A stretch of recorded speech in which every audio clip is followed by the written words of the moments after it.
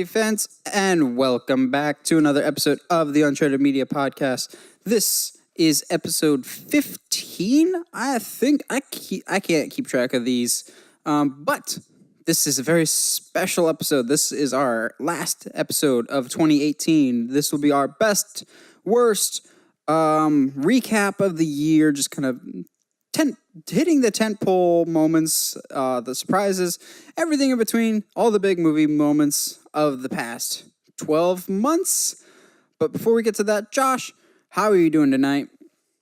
I'm doing well, man. It's been a rough couple of weeks, but I'm looking forward to vacation next week, and I'm actually getting to go up to Tennessee to hang out with my family for like a week in like a cabin up in the mountains. So it'll be fun. Yeah, like we're doing like a movie Christmas. So like I'm pretty excited. Wow, going full redneck. Hey, you know what? I could go and talk to 1,000 other people, but I am here with you. There is no reason to come at me like that. Redneck's not necessarily a bad thing. It is in Texas. Fair enough. Well, I'm really looking forward to this episode. I love year-end recaps, and there's a lot of stuff to talk about. The highs, the lows, everything in between. So we're just going to jump right into it, and there's not any movie news topics this week, as much as we want to talk about that train wreck that is the Genie picture. Oh, boy. Or that Hellboy trailer. Sorry, guys. Not talking about it today. Just focusing on the recap of the past couple months. Well, 12 months to be specific. Well, what do you want to start with first, Josh? Biggest surprises, disappointments, flops, comebacks? Let's go ahead and get the flops out of the way, because those are always the most depressing. All right. I have a list in front of us of some of the biggest flops of the year, just to take a stroll down memory lane. Unfortunately, 3 of these flops belong to one company, which I think is super weird that they're kind of the definition of highs and lows this year, and that's Disney. Disney got real high up on the mountaintop with Avengers Infinity War, and then it came crashing back down to earth with a trifecta of Solo, Nutcracker in the Four Realms, and A Wrinkle in Time, all flopping hard on their faces. Oh, dude. And see, it's just saying something because I still haven't seen Solo, but I've also not felt like I need to make that effort to go see Solo. Yeah, having seen Solo, I think, twice. I honestly can't even remember if I've seen it twice or not. It is absolutely skippable, minus a really good cameo at the end, which, for the Expanded Universe fans, it's not at all surprising, but for those who don't keep up with, like, Rebels or Clone Wars or any of the expanded material, they might be super confused. And even more confusing is the Disney executives that came out and said, oh, no, we just kind of put this character in because we needed a cool cameo reveal at the end. And I'm just going, oi, maybe you deserve to flop. And we also had 2 other flops. Robin Hood, shocker, we saw that coming a mile away, and Mortal Engines. Both of these movies are poised to lose the company like $100+ million. Of the 5 that we've mentioned so far, Solo, Nutcracker, Wrinkle in Time, Robin Hood, and Mortal Engines, what's the most surprising flop to you, Josh? Well, maybe it was just the interest that I have in the actors that are in it, but Robin Hood to me seemed like on paper, like it could have been a really good time. You know what I mean? Just based alone on the actors in the movie, it could have been a lot of fun. Okay. Yeah, I could see that. I never got my hopes up very much for Robin Hood, primarily because of the betrayal I felt last year with King Arthur by Guy Ritchie. I will never get over how bad that was. For me personally, it's going to sound weird, but Solo flopping surprised me. Not that I'm surprised it didn't live up to Disney's expectations. I'm surprised at how much it underperformed. To me, I thought, throw a Star Wars movie out there, and it's at least going to do decent at the box office. That is not the case anymore, because people definitely stayed away from this. But I guess, on my part, all the warning signs were there. I, as a fan, was even saying all these warning signs of it's a movie no one wants to see. It's a character we all love, but we don't really need his backstory for. It kind of takes away some of the mystery. There's other characters, Obi-Wan, that we want to see their movie instead, not Solo. And all the writing was on the wall. I still didn't think it was going to be as much of a flop financially as it was, and a kind of a flop creatively as it's just kind of there. I Yeah. I don't know. It still surprised me how much it flopped. Maybe A Wrinkle in Time could have done better financially, but from all the reviews I've I seen, no, it didn't deserve to make a lot of money. no, it didn't. It was I've actually I don't know how, but I've seen Wrinkle in Time, and it's Why? not good. I don't know. I don't remember how I watched it. I think maybe it was just on a TV somewhere and I happened to see it, or I don't know. But yeah, it's not good. Nutcracker in the Four Realms seemed like it could have been fun, but I haven't gotten a chance to actually watch it yet. But I think yeah, the problem with Nutcracker in the Four Realms when it was announced, at least on my perspective, is wondering who the heck it was marketed for. It fair. looked too dark and bleak for kids, and also kids aren't super familiar with the Nutcracker. Like that's not going to make kids go, "Oh, I need to see the Nutcracker movie with Mhm. Morgan Freeman." And it was too dumb for adults who are probably more familiar with the Nutcracker story. Yeah. Really, I think it's what to me. I would even add it to the list of biggest disappointments because a live action modern day Nutcracker story with today's CG would be awesome, and you can make that really compelling. But no, we have to have another a otherworldly, you know, feel to it. Well, yeah. Do you want to dovetail that into our biggest disappointments then? Let's go, man. Why Let's not? just keep going on this sad train that we got.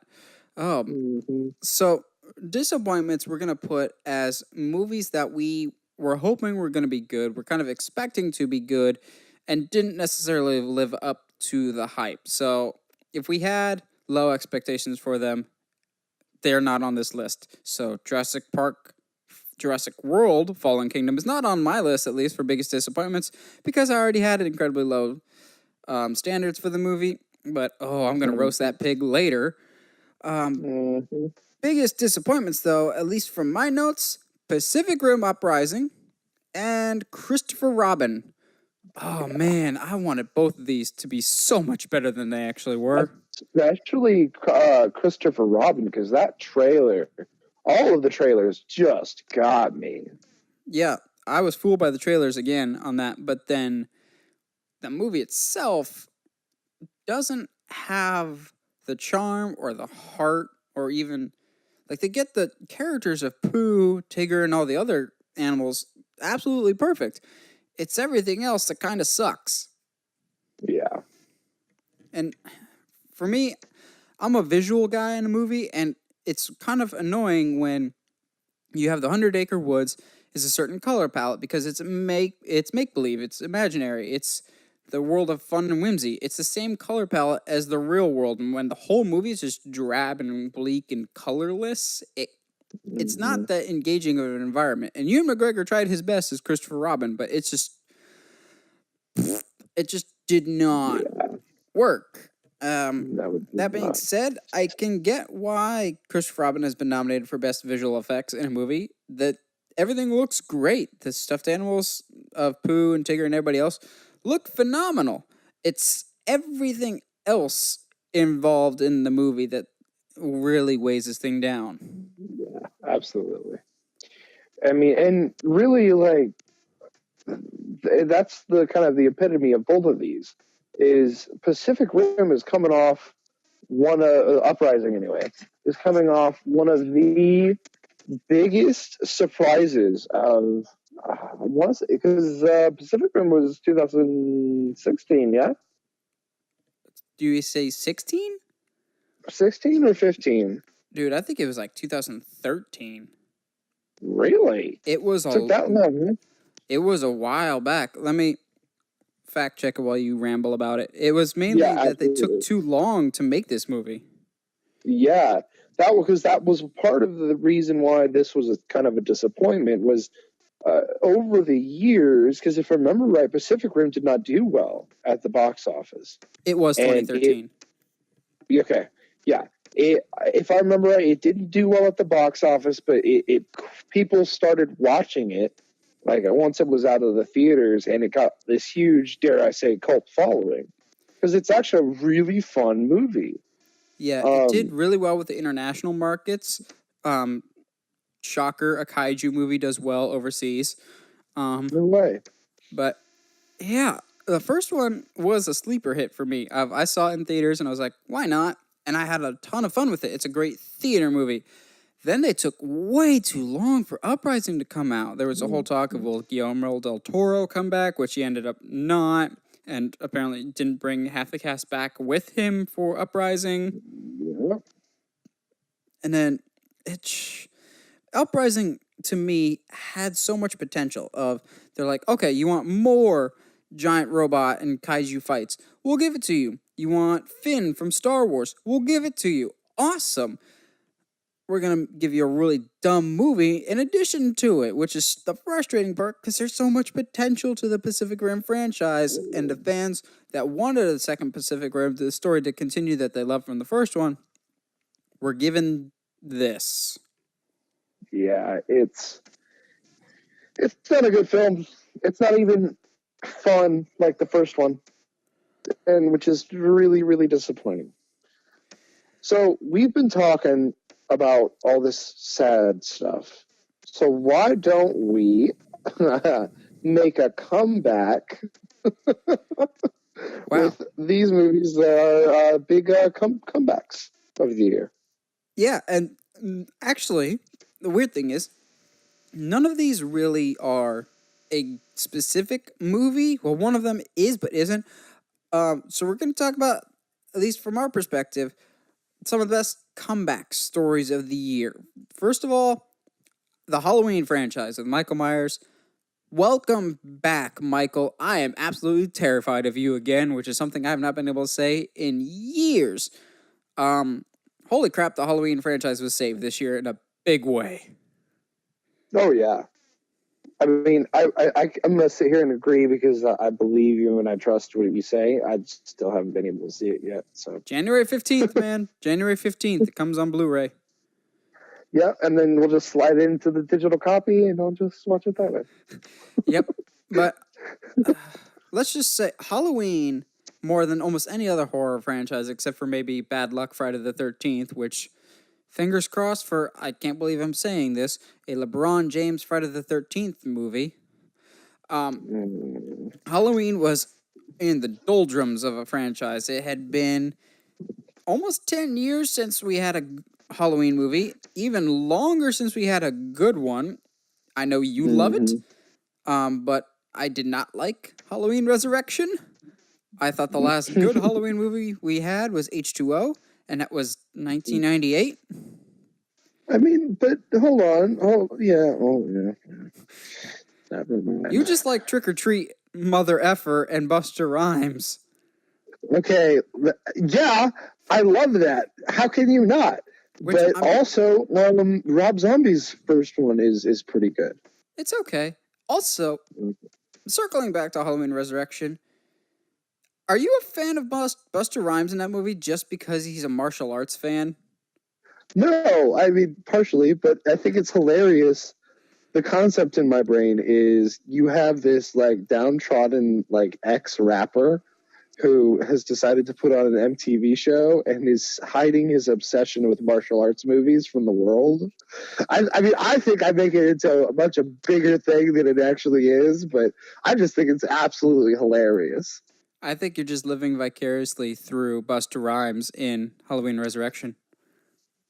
Exactly. But yeah, it's been a Triple long chick, but time since we had a good Halloween movie, and the franchise was like at an all-time low.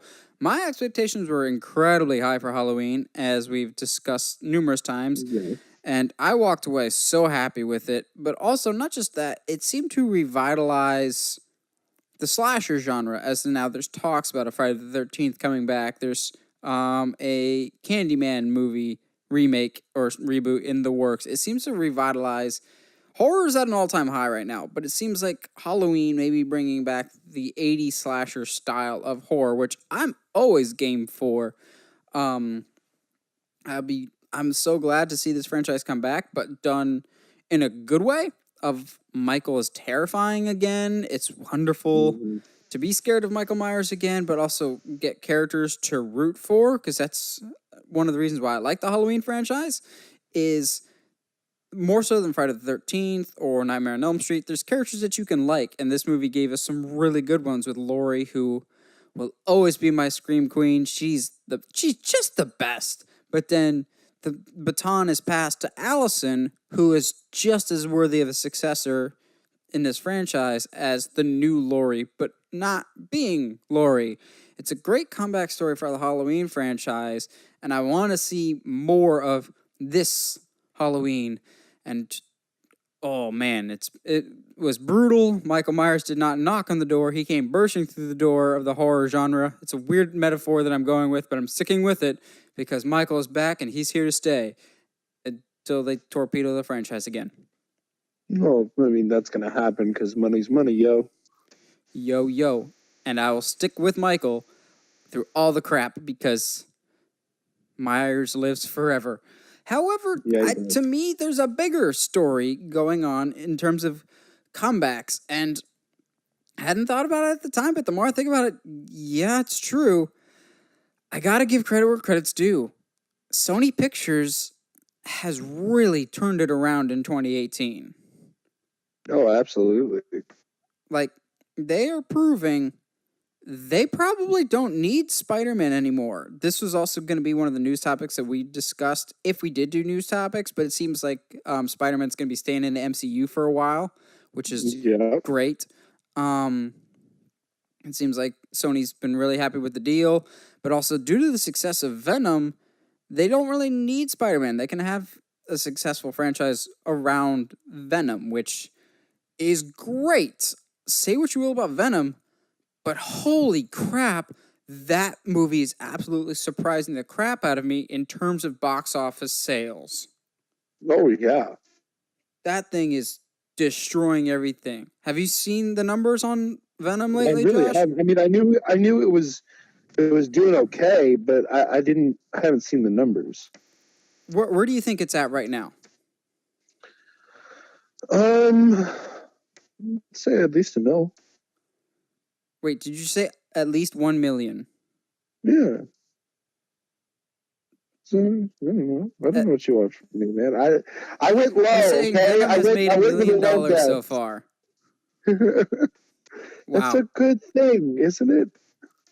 Try it's made over 800 million. Oh, well, that's almost as much as I guessed. Just a little bit more.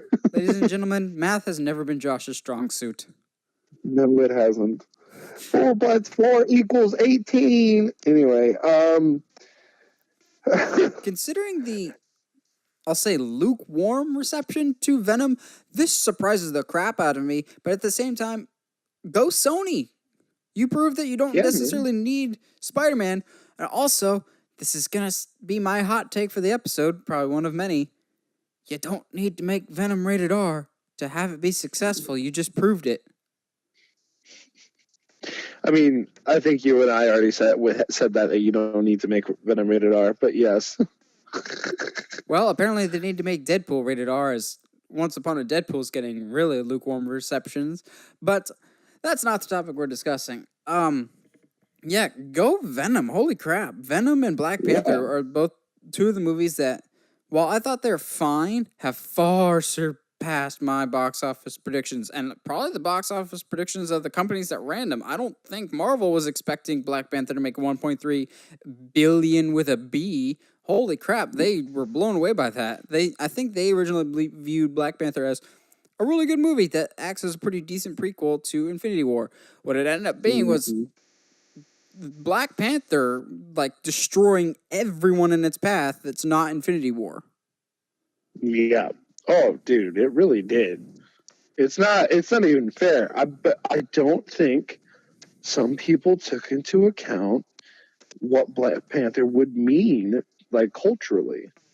Yeah, like there hasn't really been a whole lot of recent comic book movies with an African American lead and cast. Yes, you had Blade, but that was a long time ago, and it was just Blade. This is almost entirely an African American cast, which is not a demographic that has been portrayed as largely as it should in film. The film is a lot of other nationalities, so people of that culture want movies that they can identify with, and that's I think a huge reason why Black Panther was as successful as it was. That and the fact that it was just a darn good movie. By no means is it my favorite Marvel movie. Honestly, I think it's a tad bit overrated, but I still really enjoy the crap out of Black Panther. But even I, when the movie was coming out, had no expectation that it would be $1.3 billion. That's ridiculous. $1 billion. So, question of the day is, Nathan, you said that it's a billion with a B, but how else do you spell billion? Emphasizing, because sometimes I need to work on my pronunciation. I didn't want you to think it was million because, a movie's going to make $1 million like Venom did. You know what? I don't need your sass today, okay? Oh Okay, man, well, but Sony I keeps agree, knocking me out buddy. of the park, so I'm going to sass it and bring it around town back to Sony, because not only did they knock it out of the park with Venom, Sony also, the people that brought us the emoji movie, brought Yeah, us the best animated movie of the year and probably the best comic book movie of the year with Spider-Man Into the Spider-Verse. This to me absolutely. is one of the biggest surprises of the year. Holy crap, Into the Spider-Verse is something special. Yeah, and I've been that's going to be one of those movies that I see very soon here, because from literally everybody that I've talked to has said that has seen it, like, and from all walks of life, like not just complete nerds, but everyone has said how awesome it is. Yeah, to me it's the Sony has had a 1-2 punch of Venom and now Into the Spider-Verse. This thing is something special and I did not see it coming. It made like 35 million opening weekend, but I think this thing is going to have legs. Like this is really good and it proved that you don't have to have Peter Parker as your Spider-Man to make a Spider-Man movie work. I hope what the success of Into the Spider-Verse shows more than anything that you don't need to have these big budget live action superhero movies. You can have smaller scale animated ones and they could work too. I would love to see more animated stuff, which actually dovetails perfectly into the biggest surprises of 2018 because there is one other animated comic book movie that I loved way more than I thought I ever would. Oh yeah, Josh, what is it? Teen Titans Go to the Movies. Which Oh, us bro, this mentioning movie that, is we probably just so lost good. half the people listening going, really? Bro, no, okay. So you have to understand, and for people that actually listen to us talk, um, like Nathan came to me and was like, "Dude, you have to see this movie." Like, and obviously, I was very skeptical because neither of us are really big fans of the show at all. I've never watched it, whatever. So I borrow Nathan's digital copy account, and it's on there. So I was like, one night I was like, I'll just watch it. Why not? And I ended up having some of the most fun watching a movie and rewatching a movie than I think I've had in years. And results of that, the other day I'm doing laundry at my brother's house, and I was like, "Hey, do you want to watch Teen Titans Go to the Movie?" And he rolled his eyes, and I was like, "Do you trust me?" And he's like, kinda. It's like, cool. Just give it 10 minutes. He's like, okay, I can do that. So like, not like I didn't even have to ask him because he was like, oh, this is staying on. Like we are watching every second of this, and like he caught stuff that I didn't even catch, and it's really really cool. Just real quick because I wanted to see if you caught it too, and it's really funny to me. The tape that they used to film the Robin movie on towards the beginning of the movie.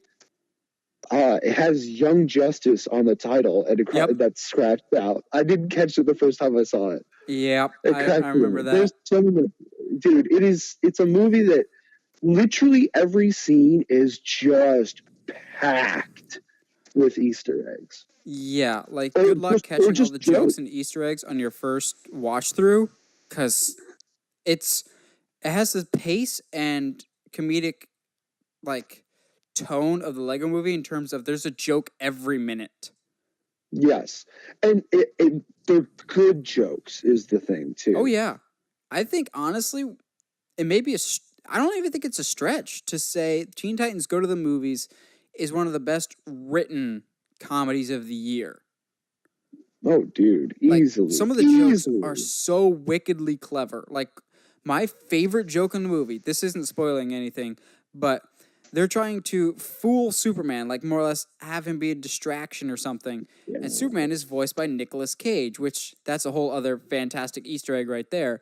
But they're trying to fool him or like deceive him, and Robin objects to it. He's like, "You can't do that to Superman. He's a national treasure." yeah. And I like It's just died so laughing in the smooth. theater at that. I was like, that is so well done. It's a very well done movie and easily the biggest surprise of the year. Oh, it was so funny. Or there's a scene, again, without going into spoilers, there's a scene where they have to go back in time. And that whole sequence, I Oh, think the I whole cried from sequence. laughing so hard. It's the best. The That music that they whole use for sequence it is makes it that much better. deploy streamers. Anyway, oh man, it's such a good movie. And if you have any kind of time, please go watch it. It's fantastic and it'll just rock your socks off.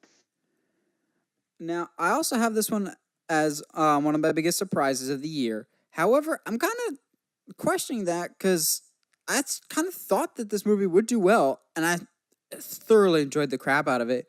And that was Ready Player One. This movie was so much fun. I still haven't seen it. It I know it's in the digital movie collection. I just haven't seen it yet. Now I can't remember if this got nominated for best visual effects or not, but it needs to. This movie is a salute to all things geeky, and it's just wonderful. It's not really a surprise that it did well, but I really enjoyed it. I think we're getting a sequel. I can't remember, but we'll we'll have to see where we go from here with it. But I would love to see more of the world of Ready Player One. Yeah. Okay. I mean, I'm going to agree with you because I trust your opinion. Well played, sir. Well played. Well, those are some big surprises. I liked Ready Player One. I like Teen Titans Go to the Movies. I want more of both of them, primarily because I think Teen Titans Go to the Movies is the only chance we have at Nightwing besides Lego Batman 2, Nope. sadly. Nope. It's going to happen. Believe in yourself and things will happen. Thanks, man. Um, Needed that. it's my Well, movie. My movie. My superhero movie. before before we get into our next couple categories to close us out for the year, we need a sponsor. Josh, you got a sponsor? No, I don't actually today. I got one. Go for it. We'll go with this episode is sponsored by DC Universe, your sole home for Young Justice Season 3, dropping January 4th. I'm so excited. Oh, dude, I'm so ready for Young Justice Outsiders. I've been ready for way too long, and it's finally happening. Oh yeah, I haven't been binging, but I've just been like skipping through the past two seasons. Oh, yeah, Heather Lately. and I are Just going through been, them right now. like to show her all of them because she has seen bits and pieces, I think, of season 1. Yeah. But I'm so ready for it. So a category that I've thought about before. Every year, there's one particular actor or actress that's like the breakout star of the year, or we'll give them the MVP award. I can kind of think of a couple different people that I might give the MVP award to, but for me personally, this person started the year off strong and they're ending the year off strong. So I'm going to give at least one of my MVP votes to Emily Blunt. Holy crap, is she having a Yes. year? What a woman. What a woman. She started the year off with her husband, John Krasinski, in a movie that we will be talking at length about later, A Quiet Place. And she's wrapping it up with Mary Poppins Returns. She starts and ends the year so strong. This is her year, man. She really is, man. And it's not like this has come from nowhere, though. Like the past couple of years, she's been sneaking in these little hits every now and then. Or like cult hits like Edge of Tomorrow. She was really good in. The movie is pretty good too. So, oh yeah, yeah, she's fantastic in it. Really, I don't think I've seen her. Oh, dude, I don't think I've seen her, thinking about it now, in a bad movie in the past 3 years. I'm sure she's been in stuff, but I don't necessarily know if she's been bad in stuff. Fair. Wasn't she in The Devil Wears Prada? Because, you're the person that would know that. I hate you. No, I don't think so. I think she might have been. I don't want to talk about this. I don't remember. I don't even know if I've seen Devil Wears Prada. I've seen it once. I don't even know if I know what Prada is. It's a brand of clothing. Anyway, let's move on. Well, Josh knows things. I know things that I don't want to know. Dude, you're tearing, you drink, and you know things. Yeah, I am, basically. Except you're probably like 3 feet taller. Well, maybe. At least also, he has more hair than me. Yeah, that's true. I think Michael Jordan has more hair than you. Oh, rude. Because, he's got a mustache, I think. But, no, he's got a mustache, but I've definitely got more beard, yeah. Well, I think I want to throw out another name for MVP. Another fantastic lady that's having a great year. Haley Steinfeld, of all people. Okay, you're going to have to remind me. So she originally was in the True Grit remake a couple years ago. That's more or less where she got her start. Then she was in the last 2 Pitch Perfects. What puts her on this list for me is honestly just her December has been super strong, actually. She is the lead human in Bumblebee, which is getting rave reviews, but she also voices Spider-Gwen in Into the Spider-Verse, and she's fantastic in that. Oh yeah. So I just Googled her. Oh my gosh, yes. She's always been one of my favorite actresses. She's super good. But you can't pin the name down to her, yeah. You know what? Listen, we both know that I'm terrible with names, so just leave me alone, okay? I'm still Nate, by the way. Anyway. Oh, which reminds me. One of my coworkers at work, where I've worked at my current location for over 9 months, somebody thought my name was Ned. Jeez. I mean, to be fair, all the training that I've done, the first like 3 months, 3 of the vets called me Robert. Why? Because they legit thought that was my name.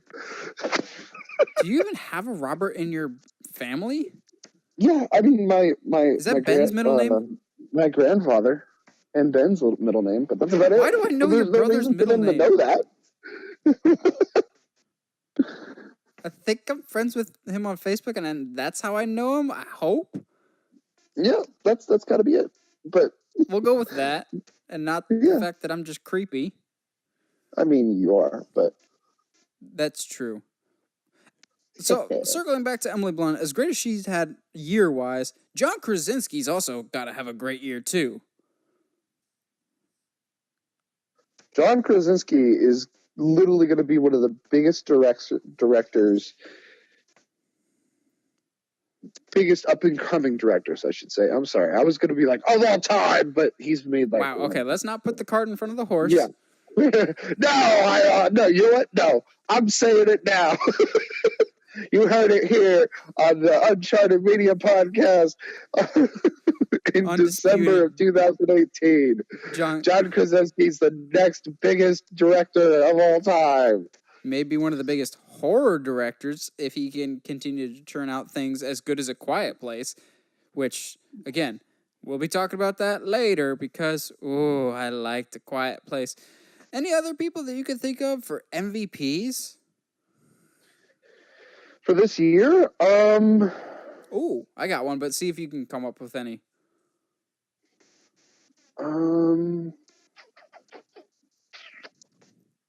Emma Stone's had kind of a good year. Where's she done? La La Land. That was last year. Was it really? It might have even been 2 years ago. You know what? I just hate everything about my memory. I hate it too. Oh, man. I'm legit about to Google movies of 2018 just to make sure that I know what came out this year. Yeah, take your time. I'll throw in another name in the hat. Josh Brolin. Yes.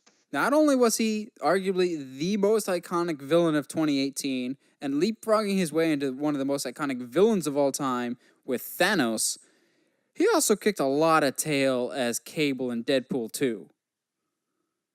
Oh, yeah. Oh, yes. Okay, you know who's been up on the uprising lately and has really just been knocking it out of the park this year? Michael B. Jordan. Well, I mean, yeah, okay, yeah. I'd say he was already pretty established, but yeah, he's had 2 huge roles. He had Creed 2, but more importantly, he was Killmonger. I can't believe Black Panther came out this year, man. This has been a long year. It really has. That's why, I'm scrolling through movies from this year, and I'm just blown away of some of the stuff that I missed. But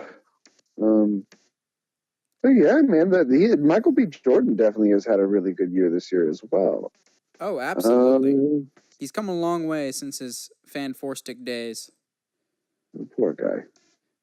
Fan Four Stick was one of the worst movies I've ever seen, which leads me to the worst movies of 2018. Because this has been a pretty good year for film, but that doesn't mean we haven't had some absolute stinkers at the box office this year. Yeah, there's been some bad ones. I'm going to start off with the one that got me the most angry. Not necessarily the worst. I'll talk about that one next. The one that got me the angriest of, come on, dumb decision central over here. Jurassic World, Fallen Kingdom. Oh man, this movie gave me aneurysms. I mean, I think you and I are going to disagree on this one, just because I did. Yeah, I saw it. Okay, I wouldn't disagree with you unless I saw it. Really? Okay. Anyway, but because I actually kind of enjoyed this movie. Now, however, yes, I will agree. There's some defend your case. I'm curious to hear why you enjoyed it. Not like for sake of argument, but I'm genuinely curious what you liked about it. So, I enjoyed that they actually finally went with the storyline of, hey, we've got these dinosaurs, let's weaponize them. It was the first time they went with Jurassic Park 2 and 3. Anyway, no, they don't. They don't do that in those. Not to this extent. The whole turning dinosaurs into weapons has definitely been used in previous Jurassic Park movies. So anyway, even in Jurassic World. Okay, so anyway, I don't know. Okay, I enjoyed it. Chris Pratt is hilarious. True. Although I will say his character was a lot less charming this time around than it was the first one, and I'll say that about a lot of the characters in it. I agree. Yeah, no, a lot, this time around, a lot. Everybody's kind of bland, and Yeah, the little nerdy kid actually ends up getting more on my nerves both the nerds. than him. Yeah, than like what they're supposed to be, which is like the comic relief. Okay, so I'm about to spoil this movie if you guys care out there as to explain why I hate this movie. Um, so you've been warned. If you care about Jurassic World Fallen Kingdom spoilers, turn back now before it's too late. We're about to enter the spoil room, so let's dig into this. They steal way too much of the plot elements of the bad Jurassic Park movies. This feels like a Yes. hybrid between Jurassic Park 2 and Jurassic Park 3 mixed with a little bit of Jurassic World, and it's frustrating. But to me, the point that I completely lost it and was like, nope, I'm done with this movie, is when you find out, again, spoiler alert, that the little girl is a clone. Really? I hear Okay, that that was really laughing. dumb. I didn't see the point. I didn't see the point of it. I was like, why does this matter? And then, to make matters worse, the dinosaurs are about to die like they probably should because we've had 4 movies so far to establish having dinosaurs exist in a world with humans is incredibly dangerous and is a bad idea to begin with. She's just like, oh, they're clones like me. They need to be set free and be allowed to live like me. So she releases all these dinosaurs on the world, damning us all to death. So, a little backstory Oh boy. because of what the point I'm about to make. A long time ago, In a when they galaxy were far, far away. not quite, um, when there was the rumbles of a new Jurassic Park movie were starting to surface. A trailer had come up. I'm pretty sure like it was definitely fan made. However, the trailer was for a movie starring William Dafoe. First of all, already on board. Who is a hunter and an expert tracker. Uh, because there's news of a wild raptor like in the mountains or something, like coming down on campers and killing them, and so he's been hired to go chase the raptor, right?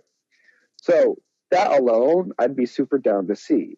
So in my brain, having that in the back of my brain this whole time, seeing her release all of the dinosaurs, well, yes, stupid decision.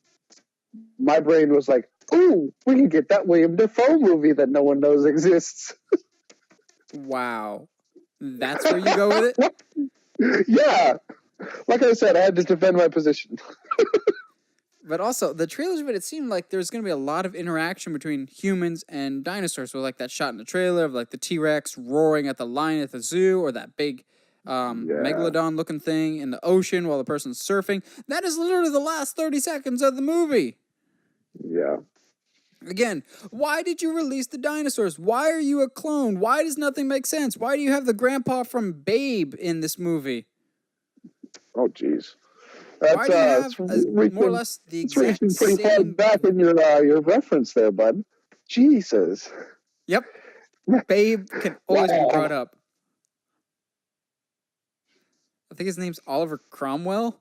Again, I don't know why I know Babe as well as I do, but I do know Yeah, it. like that's a weird thing to know.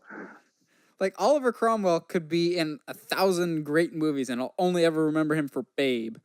But Jurassic World more or less just copied the villain from the last Jurassic World of a created in a lab dinosaur that goes rogue because of its genetics and is gonna kill everyone and goes loose on everything. I'm like, you just used that in the last movie, except this time it's a That I little more mean, raptor to it.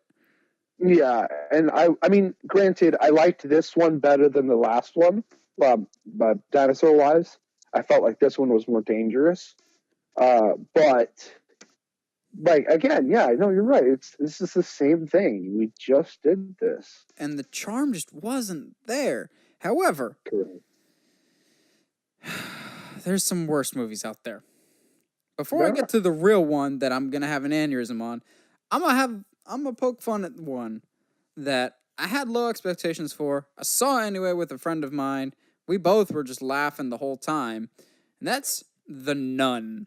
Oh man, I love the Conjuring universe, but this is absolutely a dud in every sense of the word. Uh, I didn't see it because you said it was awful. So Lucky. Okay, there's that. this is how bad it got. On two separate occasions, I counted down the jump scares and timed them to the second. Jeez. Like, I was sitting in the theater, I leaned over to my friend. 5, 4, 3, 2, 1. Oh, look, a loud noise and a really close up shot of something. Didn't see that one coming. Yeah. But also, It, it's super weird because in the Conjuring movies, you have Vera Farmiga, who's going to be also in Godzilla King of the Monsters as one of the more like the paranormal people. Her and Patrick Wilson. Her real life younger sister is playing one of the characters in the movie, but they're not related at all in the movie universe. I thought, like, okay, are you going to be familially connected like you are in real life? No, they just happen to cast someone that looks exactly like Vera Farmiga in the Conjuring movies. I was like, all right, is this a younger version of her? No, we just wanted to keep it in the family.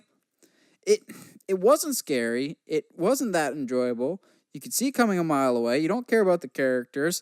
It was one of the dumbest horror movies of the year. That being said, it's not as bad as Slender Man, but I didn't see Slender Man because I'm not an idiot most of the time. yeah. So with that being said, though, that says a lot because of it being one of the worst horror movies of the year. Because like this year, including the past couple of years, have like been the years for horror. Well, there is a horror renaissance going on right now, and to come into the middle of that and just drop an absolute goose egg says a lot. Well, I mean, the thing is with horror right about now is we're getting a lot of great ones, but we're also still getting a lot of duds too, like Annabelle, Ouija, what The was it, first Truth or one's Dare. mostly Truth or Dare was decent. Okay, maybe not Truth or Dare. What was it? There's another one. The Gallows, Slender Man, Oh yeah, Unfriended. oh yeah. Yeah. So like for every Halloween, you're gonna have a lot of Slender Man or Yeah, that's um. fair. And it was upsetting with Slenderman because they definitely had an interesting concept that they could have done, but then they just kind of Well, didn't. Slender Man, they were late to the party by like 5 years at least. Yeah, absolutely. Because they're like, oh, yeah, remember this internet fad from when you were in college? No? Yeah, Please see it anyway. Okay, yeah. well, And circling that's the thing, back. though, is they could have done that. They could have done that movie way better. All they had to do, okay. You know what? I think I hate Slender Man the most this year because I did see it, and you know what? Oh, All they why? Are had you a to masochist?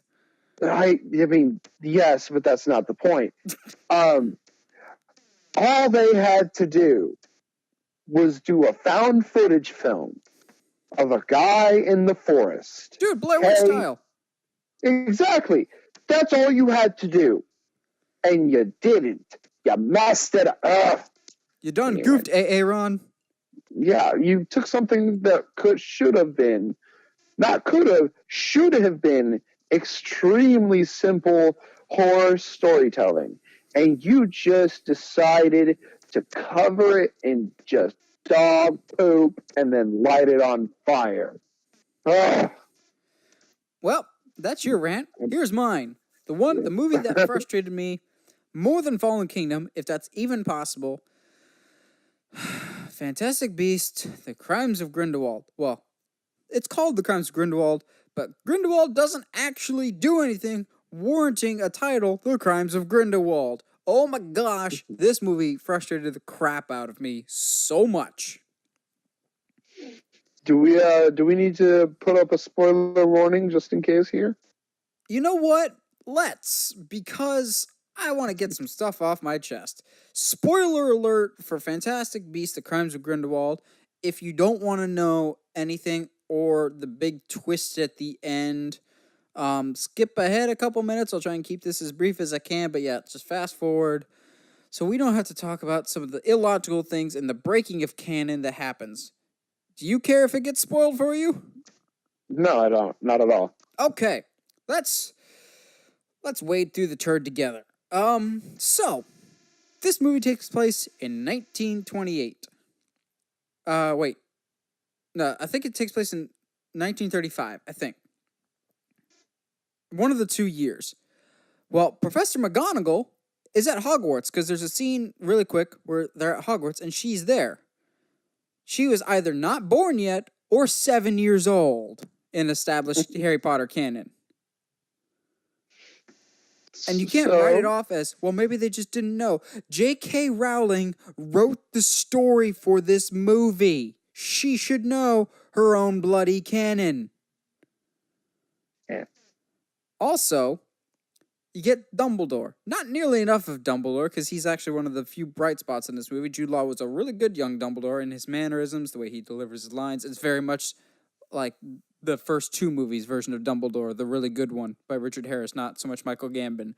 For some reason, again, we break canon of in Harry Potter books and the movies, when Professor Dumbledore taught at Hogwarts before he became headmaster, he taught transfiguration, just like McGonagall. Well, for some freaking reason in this movie, he just teaches defense against the dark arts instead. Yeah. But if you think I'm mad now, oh boy, I'm about to drop the biggest stupid bomb that this movie has. So the big cliffhanger, Luke, I am your father moment is at the end of the movie, Ezra Miller's character from the first one, Credence Barebone, is revealed to not be Credence Barebone, but Aurelius Dumbledore. Dumbledore's never once mentioned long-lost brother. Wait, really? Yep. No, a character that has never once been mentioned before in canon. No, I don't believe you. I think you're messing with me. No, I hope I'm wrong. And I hope in the next movie it's like Grindelwald's just trying to mess with Credence to get him on his side. But no, there's this whole like stupid story arc of a phoenix will always come to a Dumbledore in need, which just craps on all of Chamber of Secrets of, well, maybe Fawkes was just a loyal pet. But no, he apparently like owes the Dumbledore family or something. Because the phoenix like flies to Credence at the end of the movie. He's like, your name is now Aurelius Dumbledore. And I'm just like, oh my God, there's 3 more of these coming? No, man. Yeah, that's why I was so livid when we talked about this movie a couple weeks ago. Yeah, it's a bad choice. It makes me angry. Let it die. Let it die. We don't need more. Harry Potter is a mediocre series anyway. Whoa. Okay. That's my hot take Fowl movies for the year. That's my hot take for the year. Harry Potter is a mediocre series. That's your hottest take of the year. I think someone's just butthurt that Artemis Fowl didn't get a movie until next year. Okay, you know what? Here's the thing. No, that's not the case. Because, no. Okay, you know what? We should dedicate an episode to this. Because, you know what? I could rant for an hour and a half at least. Which is a good thing because that's normally what our episodes run. About the Harry Potter series. Did you read the books or just see the movies? Oh, I just saw the movies. I'm going straight. I understand that's what I'm being told. However, I do not like being told that in order to appreciate one thing more, I have to read something else. That doesn't make sense to me. Why would so you didn't like the Hobbits? No. I mean, I was forced to in middle school, so. Because, I mean, the Hobbit movies, essentially, are just like, oh, you want the full story? Well, you're going to have to read the Silmarillion and some other stuff. Yeah, they did. But the Hobbit movies are complete trash anyway, so. Oh, yeah. Exactly. Battle of the Five Armies is essentially Battle of the PlayStation 2 graphics. Exactly. It's awful. And then Legolas randomly goes all Mario. Oh man, But yeah. Anyway, we're not talking about that, and we're not gonna. I'm gonna stop my rant because we would be here for a while. But yeah. yeah, I Anyway, need something happy to talk about to kind of lower my blood pressure and my heart rate down to normal levels again. So let's absolutely. close tonight out with best slash favorite movies of the year, and I think you and I can agree on what we think is our favorite and best movie of the year. Josh, what is it? Well, we've been hinting at it the entire. Well, not even hinting. We've been flat out saying A Quiet Place is, on our opinion, the movie of the year, Oh, easily. it stands head and shoulders above everything else. I actually had pretty high expectations for this movie. I was one of those people that was saying this is going to be something special based on the trailers alone before the movie came out. And even I was blown away by the level of success that it had, both it being a fantastic movie, but the success that it had of how much money it made. It's made like 20 times its budget. But just the It quality of the movie itself, like, oh my gosh, the feels, especially at the end. Oh yeah, just in general, the movie is fantastic, and for this to be John's first outing as a direct, excuse me, as a director, is incredible. Like, bro, where have you been hiding this talent? Maybe Pam was holding him back. Probably. It's not like The Office is a good series anyway. I mean, at least you're not getting on your high horse about Friends, but let's not jump down that rabbit hole. Yeah. Oh man. A real quick side note, man. Like all I said was that Netflix shouldn't spend $100 million on keeping Friends on Netflix because there's other good shows. And I kid you not, I had at least 20 people unfriend me that day. That day, I was like, guys, first of all, it's a TV show. Second of all, I don't even like. It's not a good TV show even. Maybe they were just looking for a reason to unfriend you for a while, and they're just like, "Yep, that's a good catalyst." That's the straw that broke the camel's back. But I don't know how to transition breaking camel's backs to talking back to A Quiet Place, but A Quiet Place was great. I mean, there's a couple backs that get broken in the movie. We just don't see them. But like I'm trying to think of a movie in recent memory that had better sound design than A Quiet Place. Holy crap, the sound was so good. And Well, okay, that's almost unfair in certain ways because A Quiet Place, based on the premise alone, if the sound design isn't incredible and isn't completely 100% on point, the movie fails. oh, absolutely. But the sound design really, really worked. The tension really, really worked. I still get really kind of nervous when I'm going downstairs for anything because that nail scene makes me paranoid as heck now. Oh, absolutely. And I mean, I know you and I have always said that the moments in horror movies where there's no music and there's no sound, those can sometimes be the most tension building, most terrifying moments. And A Quiet Place uses that to its full potential. And Oh, there's absolutely. times, yeah, that you normally some movies would put on some kind of score or have some music or what have you, have a loud noise come in. But A Quiet Place doesn't.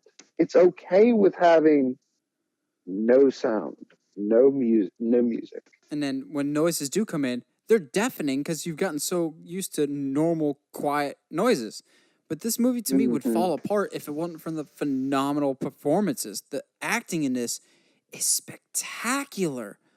You can absolutely tell the chemistry between Emily Blunt and John Krasinski as they're a real life couple, but just the chemistry between those two characters, the family unit as a whole, the girl, oh my gosh, she's gonna be a huge star someday. She was fantastic in A Quiet Place, and just the whole ending sequence with the father and the sign language. Oh gosh, that was so tough to watch, but beautiful at the same time, and is so well done. Quiet Place, oh man, I could talk about that all day. I am I so excited to agree. see more of these movies because I want to spend more time in this world, and I loved it so much. Absolutely. I think the thing that surprised me the most is how John was able to use sign language, right? Which in this world it makes sense for them to use it, but in a way he was in the way that he was able to use sign language to build tension because like normally subtitles are kind of annoying sometimes for the average American audience, Yeah, but like you want to know, you want, it builds that tension, man. what I love is something I didn't catch the first time, but I've caught in subsequent viewings of the movie is more of the metaphoric meaning of sign language in this movie of the family ever since the tragedy that happens in the first 10 minutes of the movie. The family has a hard time literally communicating with each other because they have this void in their lives that they've never fully been able to heal. So, them using sign language is a perfect metaphor for the lack of actual speaking to each other about certain issues that have happened. No, absolutely. And it's just so well done, and the ending is phenomenal. It's a perfect illustration of a parent's love. It's a family movie at its core, which I think is one of the reasons why Heather liked it as much as I did, because she really likes family dynamic movies. And this was an excellent horror. It was an excellent family drama. It was just so well done as a whole. But my other favorite movie of the year, this should come as a shock to no one, is another horror movie because I have problems. Halloween. I know we talked about it in surprises, but I want to talk a little bit more about it here. This movie was what it needed to be, and it's the Force Awakens of Halloween, of certain moments for any normal human being would make them scared. For me, I had the biggest freaking grin on my face. Like, without dipping into spoilers for you, because I don't want to spoil anything for you, Yeah. there's go back and watch the first one before you watch this one, because there's certain parallels of if you're a diehard fan, you'll be grinning so much. But if you're a casual, you won't necessarily get it, but you don't feel like you're missing a joke because they don't like distract you from some Easter eggs, but they're nice to have. But for me, the moment that I knew I was, to kind of put it in a certain way, in safe hands with this was the opening credits. I'm going to spoil something for you now. They bring back the pumpkin. Of course you have to. They literally recreate the opening credits from the first movie, but do it in a completely different way. That when the doo doo doo doo doo doo doo doo with the pumpkin shows up, I had the biggest grin on my face the whole rest of the movie because of that. I'm going, we're back home to the basics. And it's a combination, perfect combination of the 1978 classic and the brutality of Rob Zombie's. Actually, more brutal than Rob Zombie's. And it was everything it needed to be, which I loved.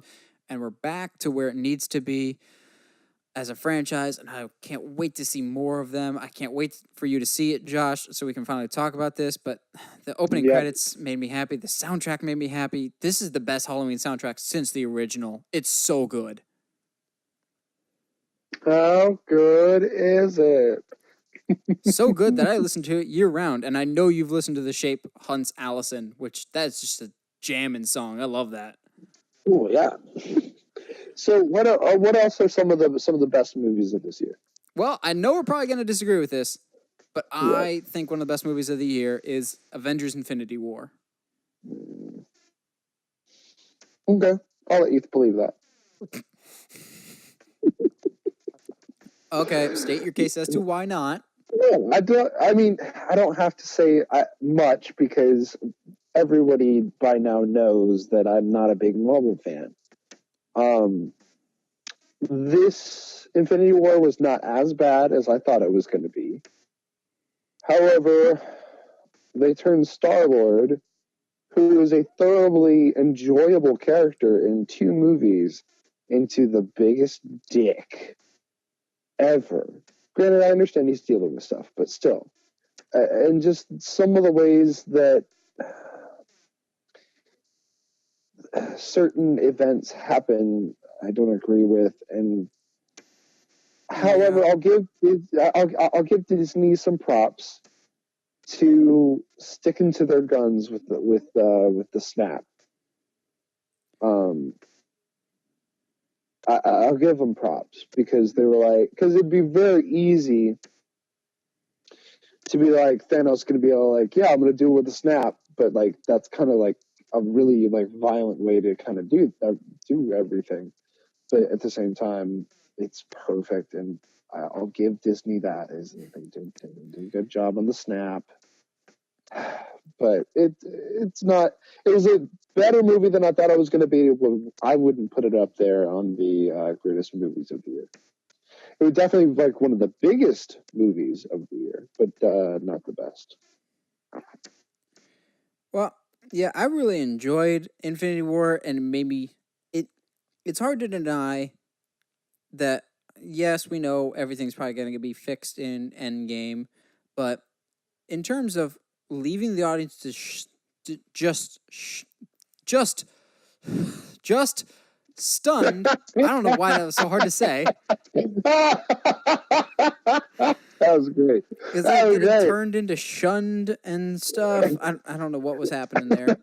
I don't know. But in terms of leaving the audience just stunned, there we go. I haven't seen a movie since like Empire Strikes Back in terms of just what just happened. And for that, it just becomes one of the... There's no doubt about it. Avengers, say what you will about it, for better or for worse. There's no doubt Infinity War is the biggest movie of the year. Oh, yeah. It's an event.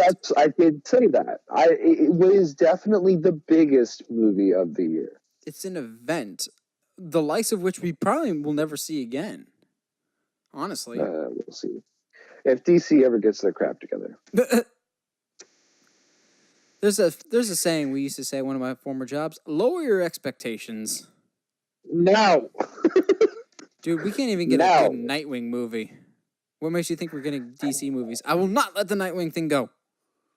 Nathan, in order to get a good Nightwing movie, we'd have to get a Nightwing movie. What? But there hasn't been a Nightwing movie. There hasn't been a live-action Nightwing first, period. Mm-hmm. I mean, yeah, but that's on the way to happening anyway, so. Well, on Titans. Yes. Yeah, Infinity War, I think, in terms of my favorite movies of the year, A Quiet Place, Infinity War, Ready Player One, Halloween. I hope to put Aquaman on the list and Bumblebee. Oh, absolutely. I'm hearing really good things about both of them, but since we haven't seen them, we're going to put them on both the best and the worst movies of the year. They're going to be Schrodinger's movies. They're both good and bad at the same time because we haven't seen them. Yeah, exactly. Yeah, any other last-minute thoughts or additions, Josh? No, man. I think 2018 was a good year for movies. I think we've got nothing but good stuff. Really good stuff looking forward to us in 2018. 2019 is going to be a huge year for movies. Like, I'm so ready for that. Oh, dude. So, yeah, we'll be back in a few weeks at the beginning of January. We'll kick us off with our 2019 movie predictions of what we think will happen in the calendar year. I'm sure we'll get a lot of it wrong, but we're going to have fun with it anyway. So, with that being said, we're going to take a little break, and we'll see you guys in the new year. I hope you guys have a really Merry Christmas, Happy Holidays, whatever you celebrate. I hope you have a wonderful holiday season with your family and friends. As for us, thanks for always sticking with us, and we're glad you joined us so far on this journey and hope to see you and stick with us as we go into 2019. So, see you next year, movie fans, and stay sharp, movie guys and gals.